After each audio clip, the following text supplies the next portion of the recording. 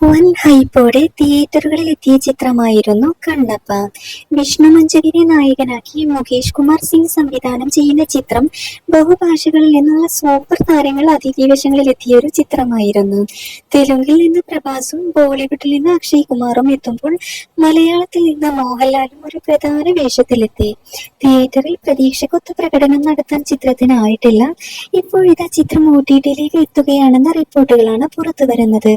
July 25-ന് Amazon പ്രൈമിലാണ് streaming ആരംഭിക്കുന്നത്.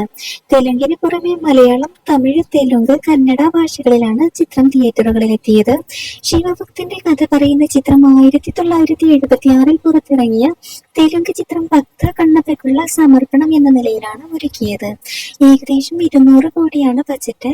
മോഹൻ ബാബു, ശരത് കുമാർ, കാജൽ അഗർവാൾ, മധുബാല തുടങ്ങി നിരവധി ശ്രദ്ധേയമായ താരങ്ങളും ഈ ചിത്രത്തിൽ ഒരുമിച്ചിട്ടുണ്ട്. അർപ്പിത് രംഗ, ബ്രഹ്മാനന്ദൻ, ശിവ ബാലാജി, ബ്രഹ്മാജി, കൗശൽ മന്ദ, ദേവരാജ്, മുകേഷ് ഋഷി, രഘുബാബു, പ്രറ്റി മുകുന്ദൻ തുടങ്ങിയവരാണ് ഈ ചിത്രത്തിലെ മറ്റു താരങ്ങൾ.